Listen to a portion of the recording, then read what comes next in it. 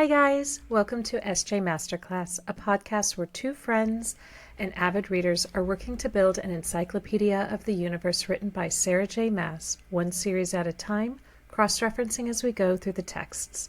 We will discuss themes, characters, plot points throughout the Maasverse, and wherever our conversation takes us. This week, we're looking at chapters 32 through 35 of A Court of Thorns and Roses. I'm Kat, one of your hosts, an ER nurse by day, a cat mom, reader, and knitter the rest of the time. Hi everyone, I'm Rev, also an ER nurse, also a knitter, a lifelong reader, and a dog mom. Each episode, we're going to start with a brief review of the chapters that we're focusing on, and then we're going to get into all the details. This podcast will be extremely spoiler heavy for both ACOTAR and SJM's other works, so listen at your own risk. We're excited to be in the world's best book club, and we hope you guys want to join along. Kat, do you want to get us started with the chapter review and catch us up on where Feyre is and what all of our friends are up to? Absolutely. Last week, we ended the chapters with Feyre returning from the human lands to Prythian, going to the Spring Court, and finding it empty. Chapter 32 starts with her finding it not only empty, but ransacked, and she kind of turns back into hunter / tracker Feyre, starts walking through and figuring out Lucien and Tamlin probably walked out of the Spring Court because of this and this and this. And she runs into Alice, who is apparently the only one left in the Spring Court. I don't think there's anyone else there. Alice tells Feyre about Tamlin's curse, who Amarantha really is, what happened between her sister Clythia and the human Jurian. She tells Feyre how the High Lords lost their power. She's kind of this fount of information. And she tells Feyre more about how Lucien lost his eye, and the two of them set out to go under the mountain. On the way, Alice warns Feyre not to drink the wine, not to make any deals. Don't trust her senses. Feyre goes into the cave and she's caught by the Ator. She's then brought before Amarantha, where Tamlin is sitting beside Amarantha and doesn't even acknowledge Feyre. Amarantha's wearing a bone necklace and a ring with an eye in it. Feyre declares her love for Tamlin. She sees Claire Bedor's body tortured and hanging from the ceiling. She makes a deal with Amarantha for Tamlin and his court's freedom. Complete one task each month for 3 months or solve a riddle. Lucien sneaks into the cell and helps her, tells her what actually happened to Jurian, that he's still alive. He's actually the eyeball in the ring. She's then brought before Amarantha again, and Amarantha demands her name. She refuses.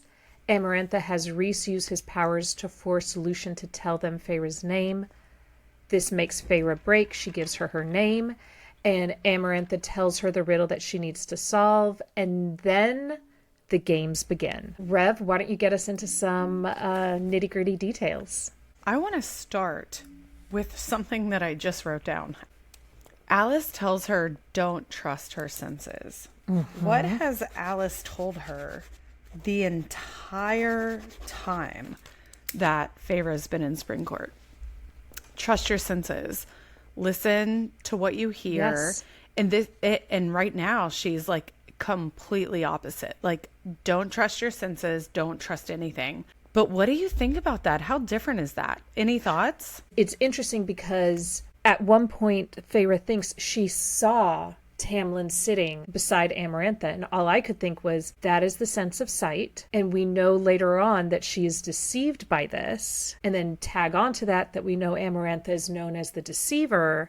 So how much of what Feyre sees is she actually seeing?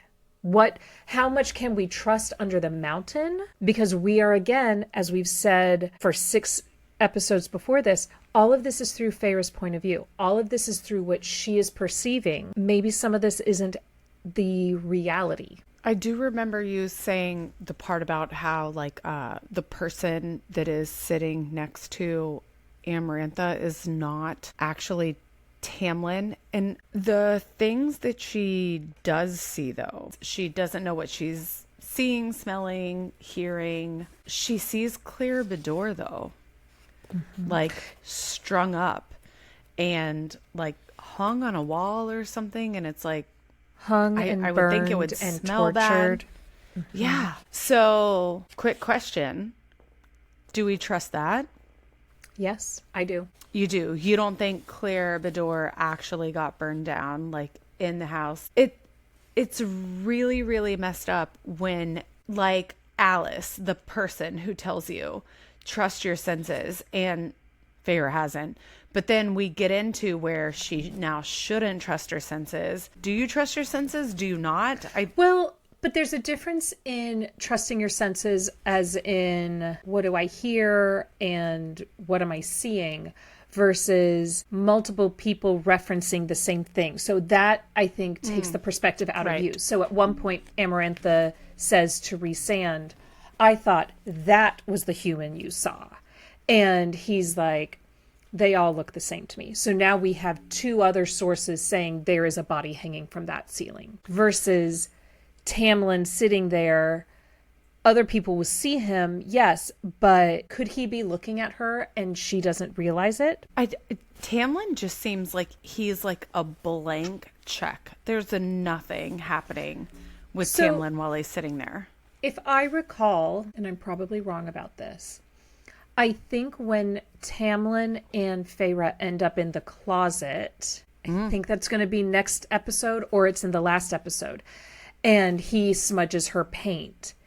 And he's like, I couldn't show any kind of affection for you. I couldn't show how much I wanted to talk to you, even though I really wanted to, because then Amarantha would get really mad at you even more. And so he's purposely trying to be like, nope, I don't care about her. But it's also interesting because when we're talking about her senses and what she's seeing, we say again on page 295, that small part of me that had again become trivial and useless noted the carvings weren't just ornate designs, but actually depicted fairies and high fae. We're seeing the artist in her coming out again. That is one of her senses, but it's not what you would think. That's not what you would anticipate someone who's being dragged before the big bad of the story. To take this one step further, on page 278, when Alice is telling Feyre about the Beauty and the Beast, a curse that even I failed to see. She kind of knew something was up. She never asked. And I wonder is she going to trust herself, or is she not going to trust herself moving forward? She has been proven to be right to not trust her senses, right? The puka. And all of these other monster beings that she encounters. Don't trust your senses. Then she gets here and she sees Claire Bedore hanging on the wall. Alice is giving her all these mixed signals that, first of all, trust all of your senses, and she doesn't when she's in Spring Court. And then now Alice is like, don't trust your senses, but this is the time that she does. I think you're right. I think it's really interesting that we have Alice at one point for a majority of this book. You know, we are 3/4 of the way through. And for the first 75%, Alice is saying, use your ears, listen, pay attention, listen to all these things. And then it's almost like, because Feyre's going into another world, right? You have the human world, you have Prythian, and now we have Under the Mountain. The rules are completely different. The High Lords are trapped there. Power dynamics are different. Now the wine is different. Now you don't trust your senses. Following this even more, Alice is like storyteller mode. Why is Alice, if we're having this conversation, I'm going to tell you about Amarantha, I'm going to tell you about Jurian, I'm going to tell you about Lucien, I'm going to tell you all of these things. And when we're reading these first couple chapters, she was the never fading flower. Now she's the deceiver. She did this, she did this. And then suddenly Alice becomes so angry. She snaps at Feyre. Her eyes are hard. She's baring her teeth. She's laughing harshly. On page 286, you could have broken it, meaning the curse, she snarled. It's almost like flip of character that went from being motherly to angry. And I almost wonder if part of that anger is in these warnings where she's like, you know, when you're mad at someone, you're like, don't be out late. Don't be doing this. Don't be doing this. and she just kind of throws her to the wolves. I think Alice as a character in these 2 chapters that we see her are different from the Alice that we saw for the first 30-something chapters. With Alice, she is angry. And I think at the end of Lucien in the last chapter chunk, he was disappointed. Like, he looks at Tamlin and says something like, you couldn't wait a couple of days. We learn that those couple of days were really important because there were only 3 more days left in the curse. With what we know, with what we've read, is Alice's anger at Feyre appropriate? I think it is appropriate. And the reason I think it's appropriate is because we have already seen Lucien be like, girl, I'm disappointed you didn't even ask more questions. You didn't even figure the thing out. And then we know that she's disappointed in herself. I should have asked more. So I think that like everyone is realizing that Feyre is smart enough to figure this out. So the reason we didn't get there is because why? It all boils down to she didn't ask enough questions. They tried to give her enough information. Alice tried to have patience with her and say, use your senses, use your listening. Everyone did their best. And the only person who's failing to meet the expectation is Feyre. And I think she realizes that of herself. Now she can no longer help her family because if the blight comes into the human lands, she realizes she can no longer help Tamlin, the one that she says multiple times that she loves in this big chapter chunk. And she's also letting everyone else down, like all the way down to Alice, who's taking care of her nephews. So should Alice be angry with her? Yeah, I think so. So in the future, if we somehow make a way out of this and we survive this, be better. That's what I interpret this as. I agree and I disagree. I agree because you're right. Feyre doesn't ask questions. And at some point she doesn't have to ask questions because Lucien and Alice are telling her everything. After the Suriel, they just tell her information. She doesn't even have to ask. But at one point, she's in the carriage before she goes to goes to the human lands, and she thinks, I should say I love you. I feel it, but I should say it, but I'm a human and I'm going to die.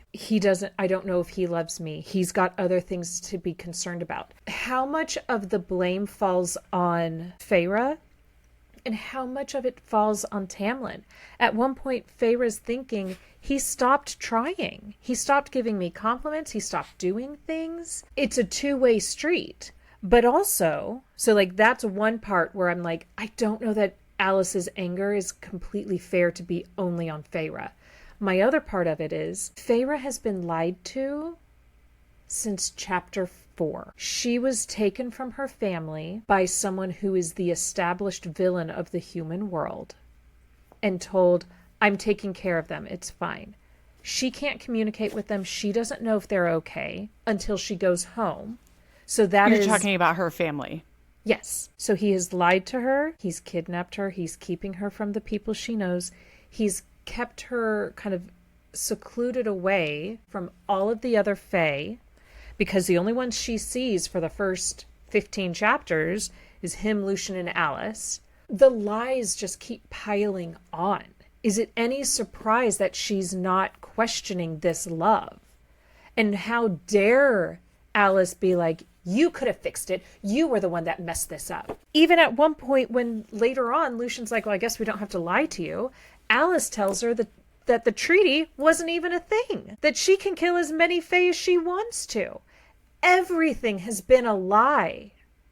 How much of this relationship is a lie? So I think that when you realize as a person you've been lied to, you stop trusting everyone and you just start asking questions. It doesn't mean that you can trust the answers 100%, but at least you are taking an active role in instead of continuing to be passive. Like at this point, guess what you get to do, Feyre? This is now not just about what the fairies are telling you and the outcome of the Fey world. This now has to do with your family.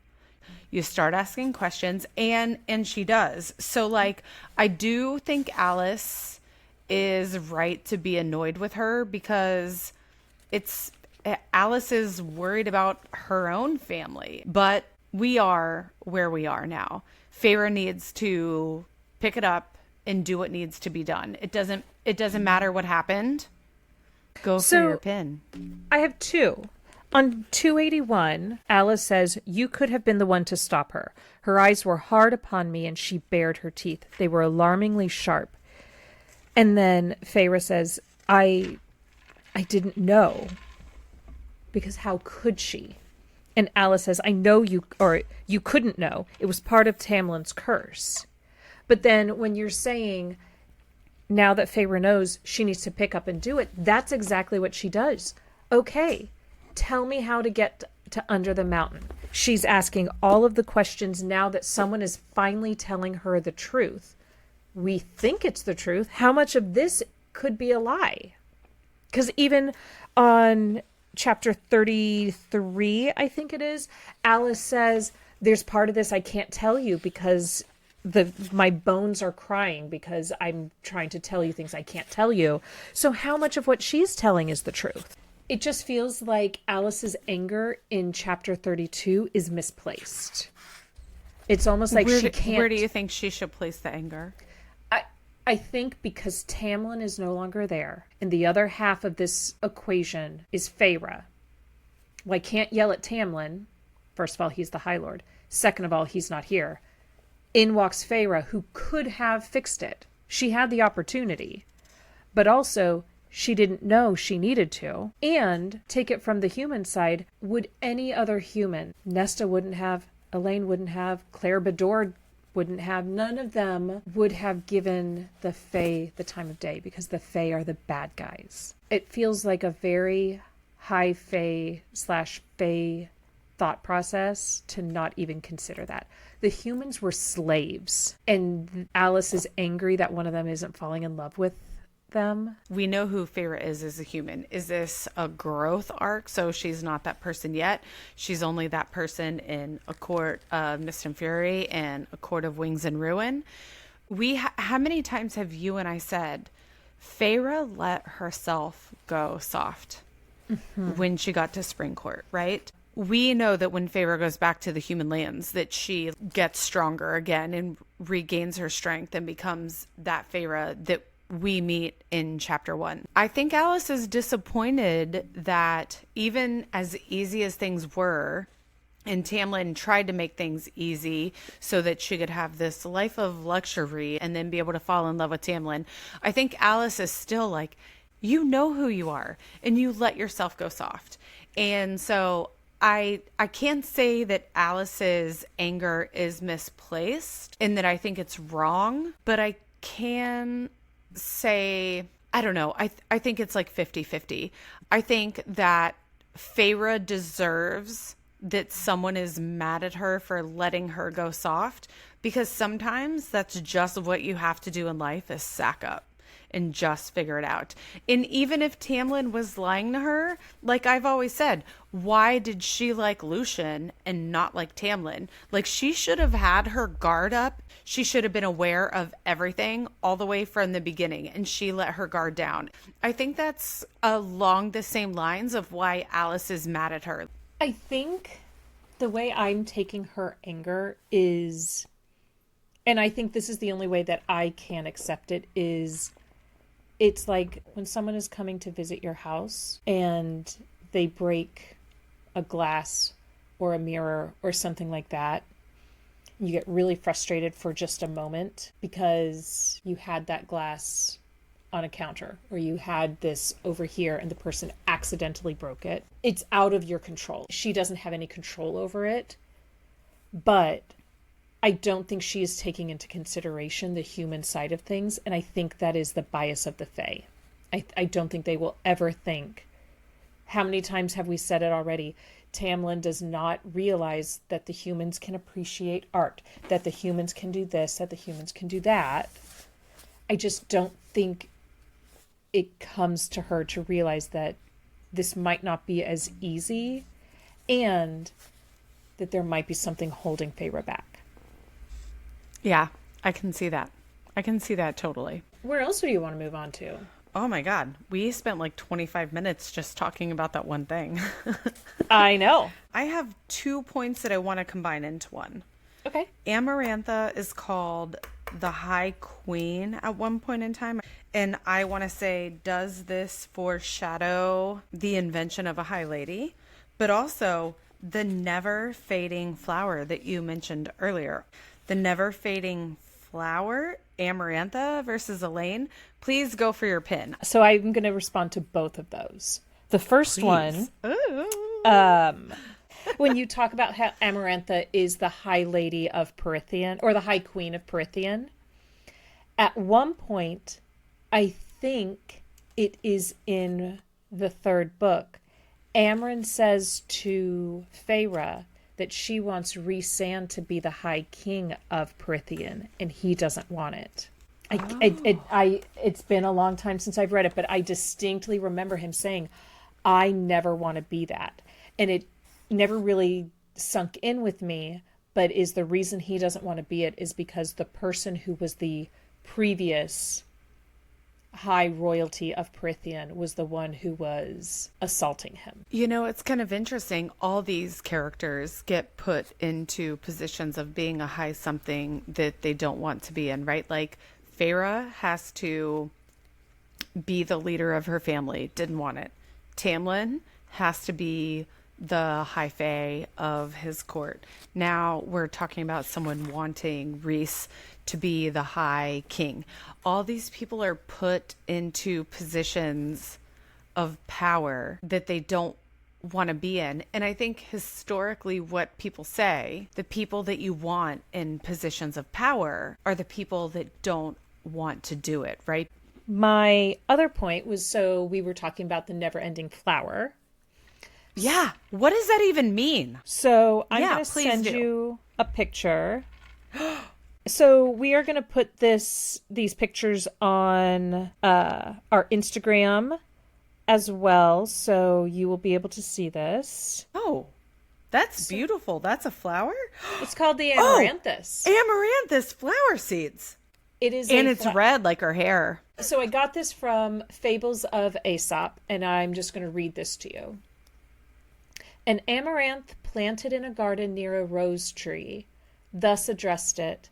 What a lovely flower is the rose, a favorite alike with gods and with men. I envy you your beauty and your perfume. The rose replied, I endear, dear Amaranth, flourish but for a brief season, if no cruel hand pluck me from my stem. Yet I must perish by an early doom. But thou art immortal and dost never fade, but bloomest forever in renewed youth. The never fading flower. The never fading flower, who also is up against a rose. Oh, I didn't even connect that part till you just said it. Ooh. I guarantee you. So good. Sarah J. Maas knows of that fable. Oh, of course she does. That woman did not mistakenly have a rose and an amaranth in the same sitting. That was not an accident. SJM. Every time you hit, thank you, you fulfill. I'm just going to say that. Fulfills. And I think it's really interesting that, so this goes back to the last episode where we find out on page 280 that there is no blight. The blight is Amarantha. And also, page 283, the treaty was a lie. Like, yes. What is happening there was no provision in that, for that in the treaty. You can kill as many innocent fairies as you want and never suffer the consequences. This is what I'm saying. What is going on? This is what I was saying just now. Feyre has been lied to from the get-go. There's no treaty. There's no... No, there is a treaty, but there's no consequence for her. It's all lies. It's all lies. So going back Trust to no one. Go back to Alice's anger. How dare you be angry that Feyre isn't bending to your will? You have lied to her from the get-go. All of you have. Like, the Fae aren't forced to tell Feyre that the reason she's going to Prythian is because of the treaty. They could have said something else. So does that mean that the whole thing between Tamlin and Feyre is possibly fake? Are we going... we flip-flop so many times on this. Is it real? Is it not? Is it real? Is it not? But it has to be not. No. It doesn't mean he doesn't love her. But it means, like, all of these rules that he kind of presented to her don't really make sense. I'm going to do everything I can and tell you everything I can think of and invent to make you say this one thing so that Amarantha's curse does not get fulfilled. Well, but with all of this in mind, on page 297, Feyre is under the mountain and she goes to Amarantha and says, I've come to claim Tamlin, High Lord of the Spring Court. She is coming to claim the one she loves. Right before that, I come to claim the one I love. I've come to claim Tamlin. So even though she knows these lies that have been told to her, she's still coming and claiming to love Tamlin. But also, within these chapters, she says, I will not let Claire Bador's death be in vain. She's also doing this because if Amarantha gets powerful enough, she's going to be starting to invade the human world. So how much of this is love? How much of this is protecting her family? It's just so complicated. It's like a watercolor painting. It is all smeared together. But what I really think is that you cannot negate the way that Feyre thinks that she feels just because it's been predicated by this false story. Doesn't mean she doesn't feel the way she feels. The way we all felt. We were all like, yeah, we all rooted for Tamlin, just like you said. Yeah. What else do you have to say about this topic? I think that's all I have to say on Feyre and the lies and the anger. I've got so many other things I'd love to talk about, but what else can I talk about? If we're talking about how Feyre loved Tamlin, let's talk about how Tamlin loves Feyre. Page 288. I have it. He had put me before his entire court. He basically sends her home knowing it is going to undercut Beauty and the Beast. He sends her home with all the jewels. I talked about this a little bit in the last episode, but like we are now seeing more and more evidence that he doesn't just a false love her, I guess is the way to put it. Like he's willing to let all of Prythian go down. Everybody. Every court, himself, Lucien, Alice's nephews. He's willing to let everyone go down. And Alice kind of supported it back then in the last chapter chunk. But like, he must love her. There is no reason to let her go home that fulfills the Beauty and the Beast outcome. So he must really love her. Please go for your pin. Do you think if Rhysand had not come in on that day before Tamlin let her go, do you think he would have let her go? Because that is when Tamlin is like, oh no, now that Rhysand knows, Amarantha's going to know, and she's going to do horrible things to you because that's what she does, as evidenced by Jurian. And we know the relationship Amarantha had with Tamlin and how that would have just been picking at him even more to torture the human in his court. Do you think he would have sent her home if Rhysand had not shown up that day?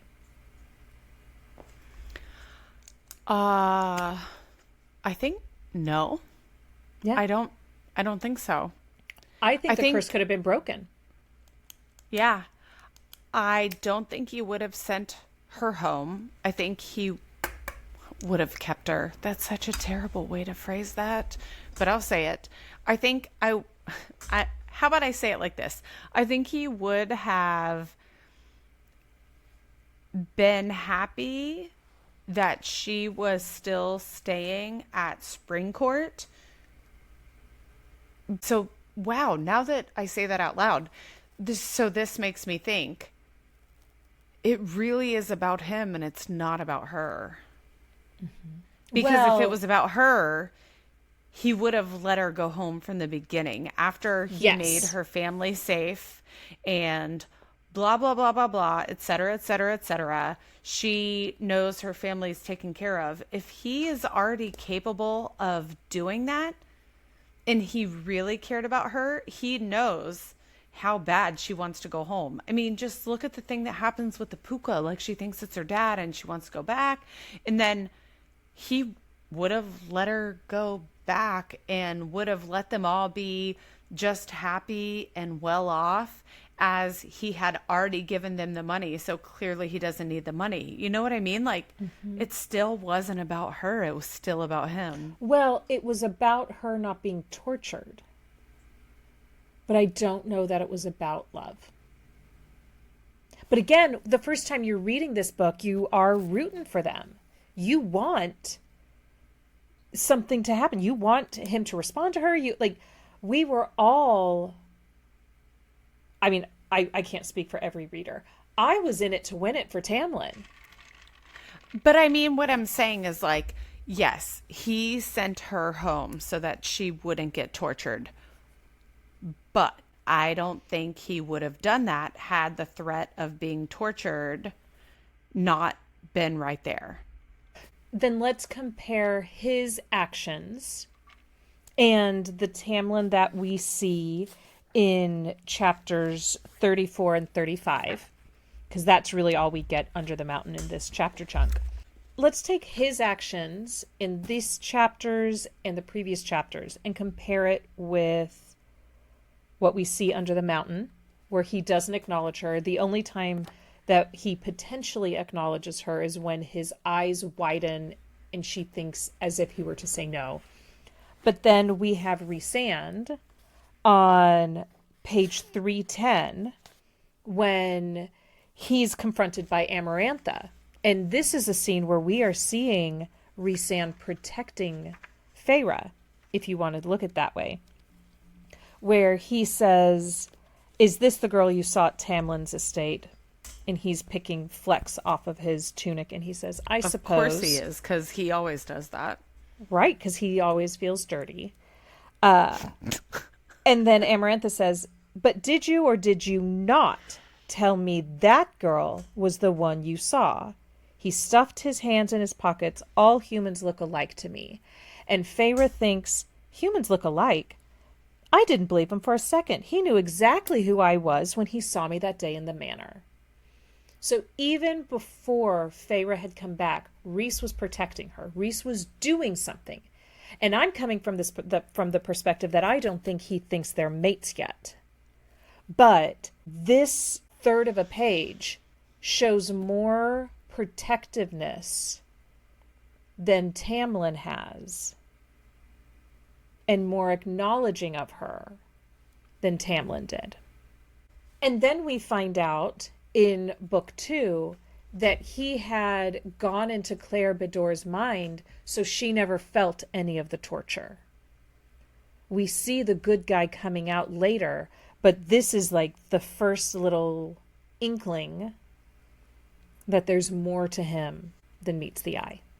I think that this does mean that he either, one, knows that they're mates, or two, it proves what we already know, and it's unfair that we've read so many far books ahead. about how he feels about humans, but he is doing for a human what Tamlin kind of vocalizes what he would want to do for a human. This is, we know, as in you and I, and people who have read the series, that Rhysand fought in the human and Fae wars and fought with the humans. He was friends with Jurian back in the war. Like, there's a difference between him and Tamlin. This is where I'm wondering if Rhysand is like, she could have been the one, but she was too stubborn. He's still trying to be like, she was the one who could have fixed this. Is this him trying to keep her alive a little bit longer? Keep the hope alive? Is this whole book about hope? Like her father said in chapter 3?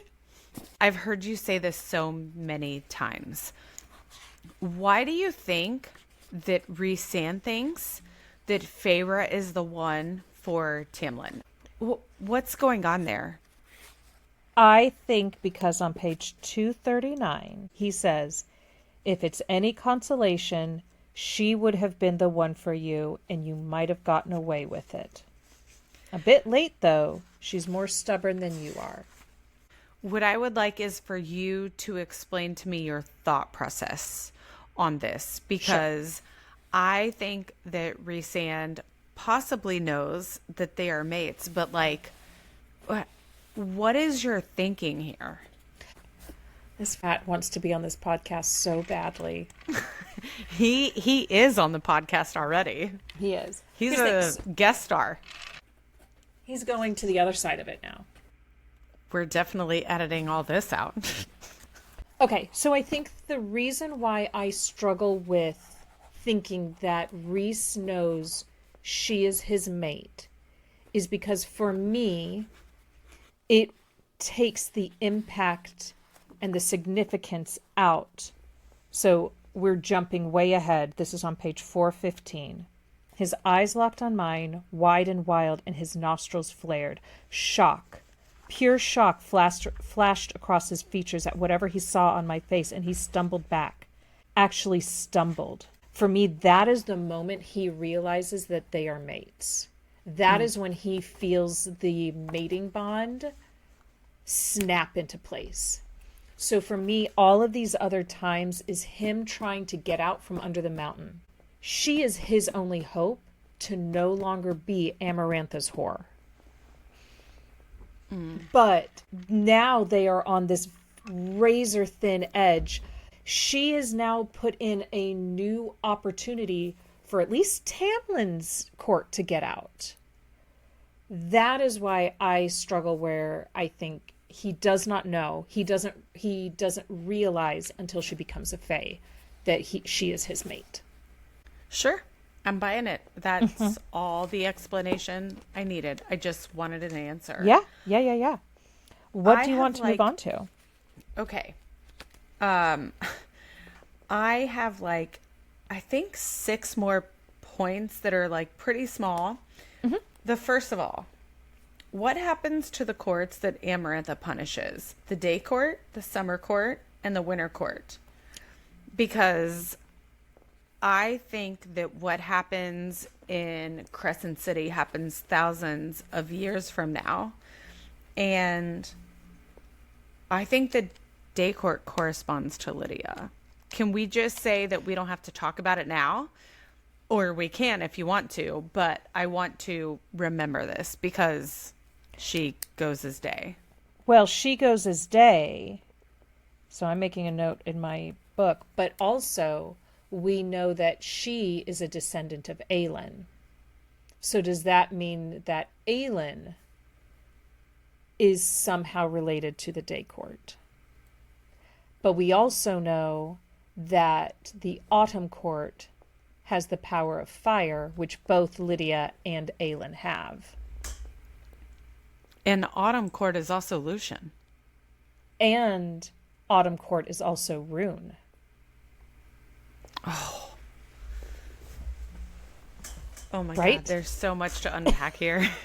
We've just done again, we're going to mention it every this Charlie Day. You just Charlie Dayed it. Like, it's the red string's going everywhere. Another thing, real quick. The Children of the Blessed on page 285. The day court, the summer court, and the winter court. There were humans who were foolish enough to enter their lands. Most of them young women who worshipped the fairy-like gods. These are the Children of the Blessed. I kept asking in earlier episodes, but why? Why do the Children of the Blessed keep coming here and doing the things they do? And you were like, well, it's kind of like when people like worship these gods and then, you know, they end up all killing themselves. But like, here isn't it a very clear example of how the courts are courting, if you will, these women and these Children of the Blessed to come and do their bidding. Any thoughts on that? It wasn't a question. Like I said, I don't have very many book club questions, but it's an observation. Well, but then it goes on to say on 285, but Amarantha caught them all before they left these shores. So they all died anyway. Like, they were trying to become brides. They didn't know any better because nobody ever came back and said, nope, that's not what's happening. And Amarantha killed them all. But I think one of the things that I think is interesting about what you were just saying about the rebellion, this open rebellion, when we meet Tarquin, who is the High Lord of the Summer Court, if I recall, he is introduced as a young High Lord. When we meet Helion, he is not introduced as that. He has been friends with the Night Court for centuries. And I can't remember how the Winter Court is introduced. The thing I remember about the Winter Court is that's where we get our second High Lady, because he loves his wife, which is a rarity amongst the High Lords. But I think it's just interesting the way that these court dynamics are being presented. And I want to know more about the Day Court, Summer Court, and Winter Court's previous High Lords. Like, who were they? Page 287. Amarantha sent her minions into human lands to investigate the humans' strengths and weaknesses. I'm going to throw this out there. Do you think that this is the mercenary? And that's why she tried to, like, distract Feyre from knowing that this was a wolf? Is this Amarantha's doing, this mercenary that she sent out there and said, make sure she doesn't know that she's the person that could fulfill Beauty and the Beast? Is that the reason why the mercenary tells her that the wolf is not a fae? Exactly. That is my question. That I did not think. I mean, I've always said I think the mercenary is somebody sent from the future, but like after reading these chapters, I think that's why the mercenary says this is not a fae wolf, because she's trying to make sure that Feyre doesn't get to the spring court, doesn't get to the fae lands, whatever, so that she can't fulfill B&B plot. So Amarantha gets her way. If she just keeps trying to keep all people, all humans, out of the fae lands, because the mercenary is the one that tries to lead Nesta to the fae lands and can't. That does make you think. Feyre trusts Nesta so much that she tells Alice to go to her. Page 292. We talk about how Nesta is a good person or isn't a good person, especially a lot in the last episode, and people have their varied opinions about Nesta. Feyre trusts Nesta so much that she tells Alice to go to her if anything happens. She says go to Nesta, not Elaine, not her father. Right. Like, I think this is one of those moments where you think you have to acknowledge it. Because I also wrote this part down. It's just really interesting that she's like, and she thinks Nesta would do it. I knew now, even if Alice and her boys terrified her, she would keep them safe. Yeah, I have that highlighted. So I think that this is some foreshadowing. Okay. About how we can trust Nesta. And Nesta is presented in this book as like untrustworthy / trustworthy. Also, we know I'm biased because I've said it every single episode. Nesta is my favorite character in this entire series, along with Manon. But that's a different book series, That's right? years but like, away. even as Nesta is nasty Nesta, as I have called her sometimes, Feyre is still telling someone who's now being kind of an a-hole to her. Like, Alice is not being nice. And she still says, go to Nesta. So I think this is foreshadowing that we will see Nesta grow to become the person that we love, that everyone ends up loving. She's proven herself. Sarah J. Maas puts these little like droplets in all of these books where it's like, Nesta is not the villain of this story. She is the one that Feyre can consider her nemesis. Her, I can make fun of my brother, you can't make fun of him. Yeah. Feyre I will fight you if you talk S about my brother. If I talk S about my brother, I'm allowed to. Joel, guess what? It's on. Game on. You talk S about Joel, guess what? We're going to throw hands. Right. Feyre can think these things about Nesta. We can't, but we are in Feyre's point of view, and we are proven time and time again in this book alone that she's thinking the wrong thing. And here's where she's like, I've been wrong. Nesta will do the good thing. It's not Elaine. I'm sorry if my mission is to prove that everyone should love Nesta. She's great.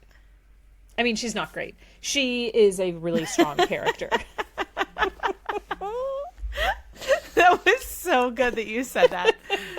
So I have one little thing I want to talk about.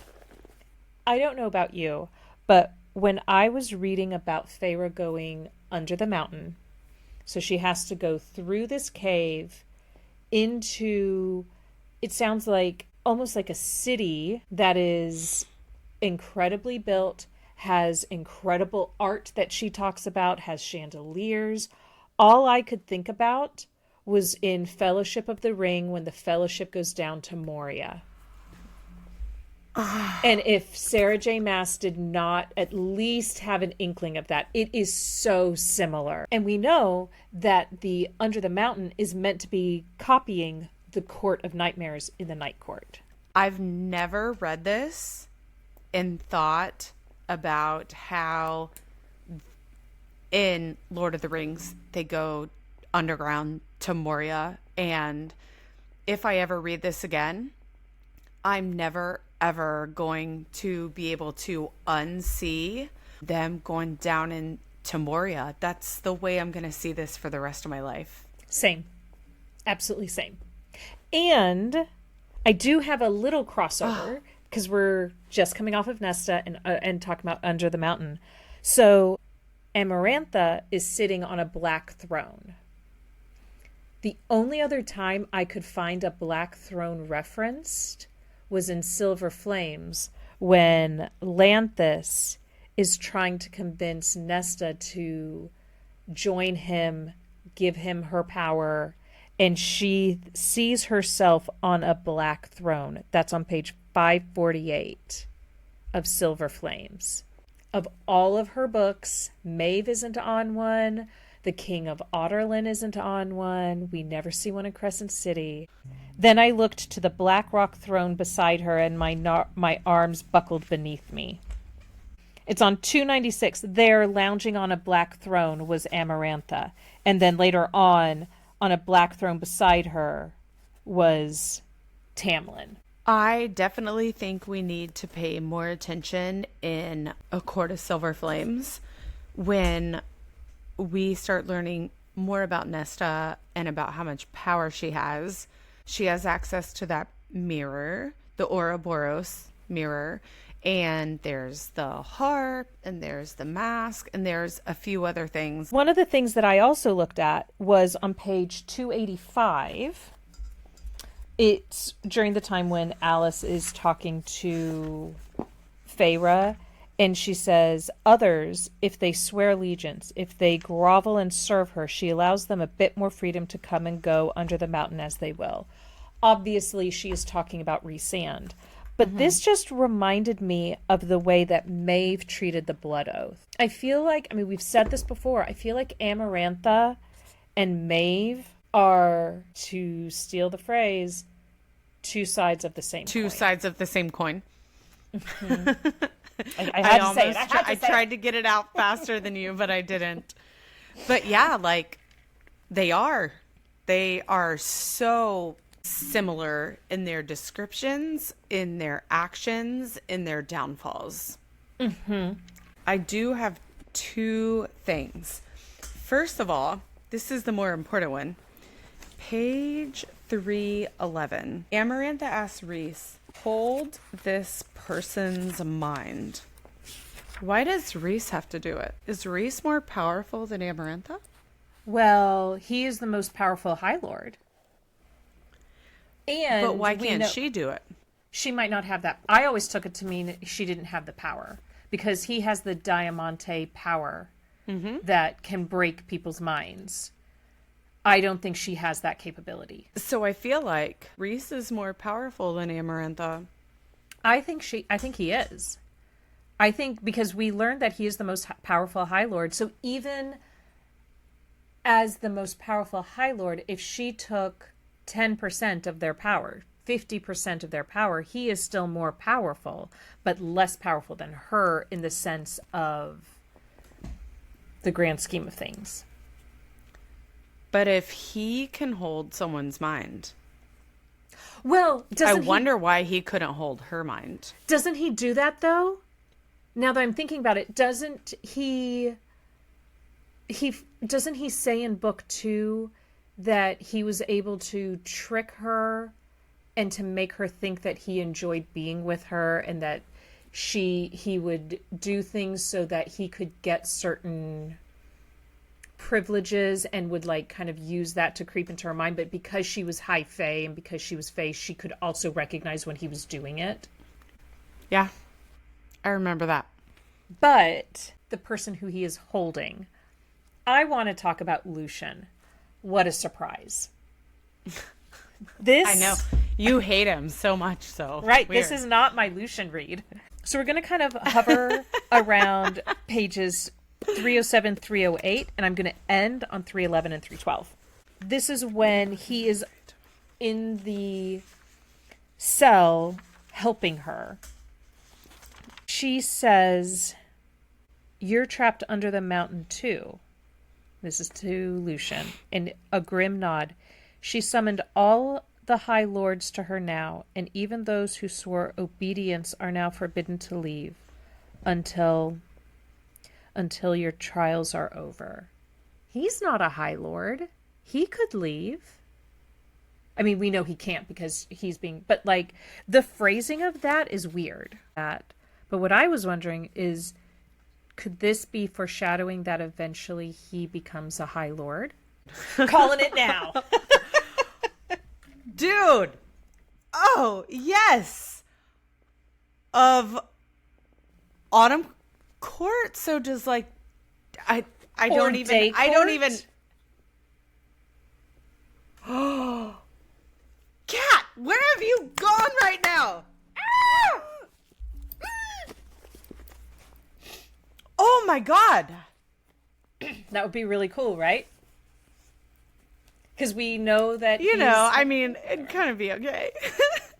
Or even Dusk Court, because like now that's gonna come back into play. No, Lucien is gonna take over for Helion. But does that mean Helion's gonna die? Sure. No, I love him.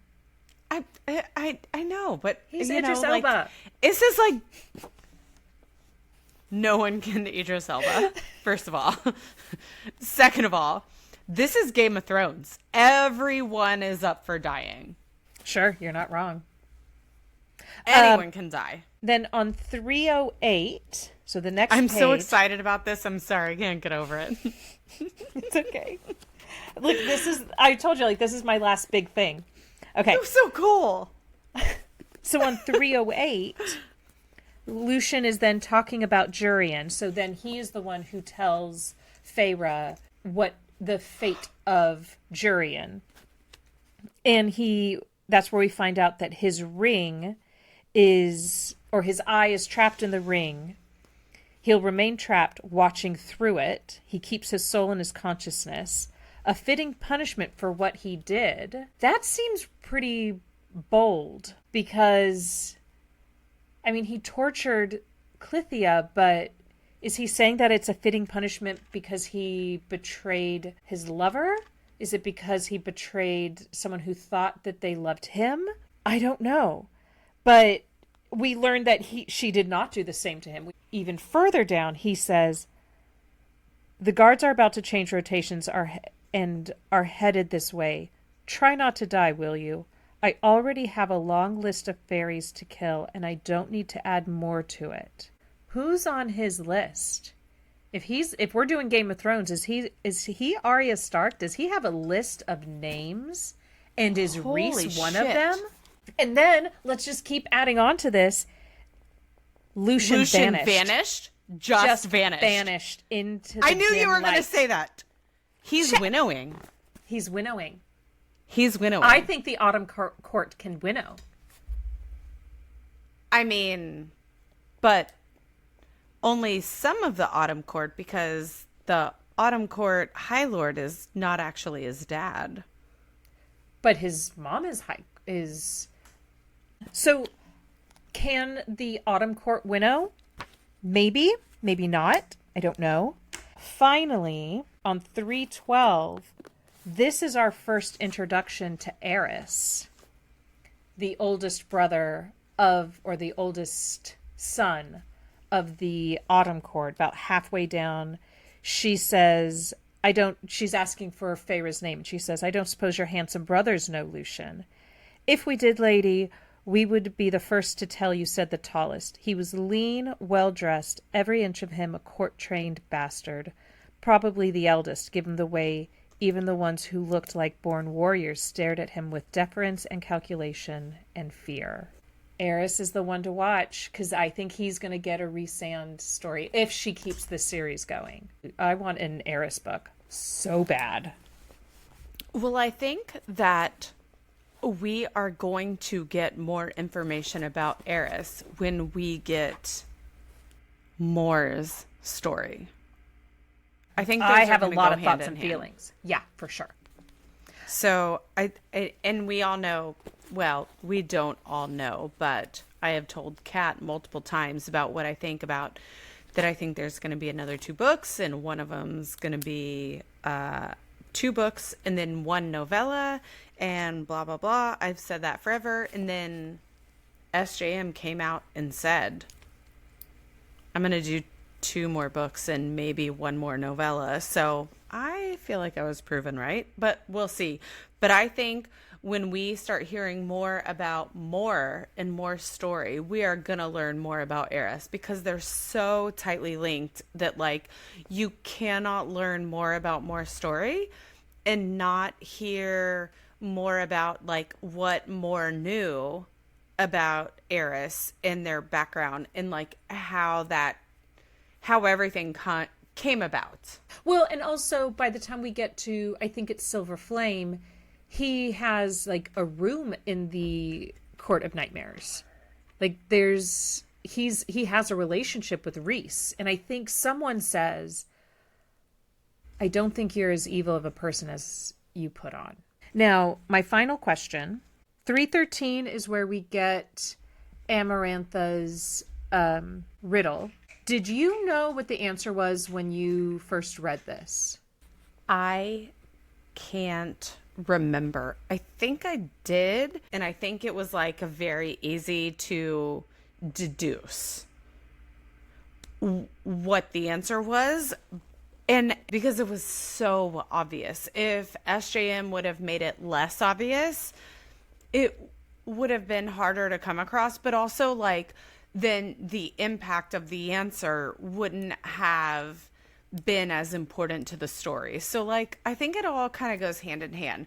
It had to be obvious so that when you do a reread, you're like, oh, of course. It also had to be obvious so that it made the whole story make sense. It's supposed to be a fairy tale, right? If it's a fairy tale, then you know what the answer is gonna be. But like, yeah, I did know what it was. But it's very easy. It's very clues, and like it's a fairy tale. So it's very easy to figure out what it is, right? Did you? Yeah, I did. But I didn't realize people hadn't until when I first was reading this and went, or for like the first time I read it and went online and saw people being like, yeah, I didn't get it. I think because again, like you said, like I've read so many fairy tales. I understand like there's a covenant that happens when you are reading a romance that is going to be happily ever after. HAE. I mean, yeah. This is why we knew what it was. We understand the assignment and we figured it out. Thank you. This kind of makes me think on 310, if this almost feels like the nightmare that Feyre had, where the pale woman was demanding to know her name and then clawing out her throat. We had speculated that that was Amarantha. I feel like if it was, Feyre doesn't seem to recognize her or recognize the situation. So maybe it was just a nightmare. Or maybe it was part of Feyre's seer sight genetics. But then also she didn't recognize Alice, and Alice was talking the same. So I don't know. What do you think? I have a couple thoughts about this. First of all, if Amarantha is asking Rhys to control people's minds, and we've also speculated previously that Rhys is interfering or interacting with Feyre's dreams, is he potentially trying to shield, like put a shield between Feyre and Amarantha, that like Amarantha can't quite see Feyre, especially because we know she's already given him Claire Bador, so he's trying to protect Feyre. But then also he is protecting Feyre from seeing Amarantha, so that when she gets there, she doesn't necessarily know, like, this is the chick that's been in my dreams. This is the big bad enemy. And that maybe allows her a little bit of solace because he's trying to protect her. Because, again, I think that he already knows that she's his mate. Okay. Yeah, I mean, we already see him doing it in this same scene. Because this is the scene when he says, all humans look alike to me. Yeah. And he's just like, I don't know. Sorry, my bad. Anything else? I have like 800 other things, but no, nothing else. This episode is already long enough. Well, I think that finishes the episode then. Next week, we'll be reading chapters 36 through 40 of A Court of Thorns and Roses. And next week, we start the trials, the first trial. If you liked this episode, please like and subscribe below or wherever you get your podcasts. We can be found on Instagram at SJMAASTERCLASS and by email at SJMAASTERCLASS@gmail.com. And we want to hear from you. What did you think of this episode, and what did you think of these chapters? What did you think about Under the Mountain? Let us know in the comments or down below. Rev, how would you like to edit this episode in about 15 minutes? I would love to see you in 15 minutes. Do you maybe want to go grab some margs while we edit? I could really go for a margarita right now. Oh, okay. I will see you in 15. All right. Bye, guys. Bye.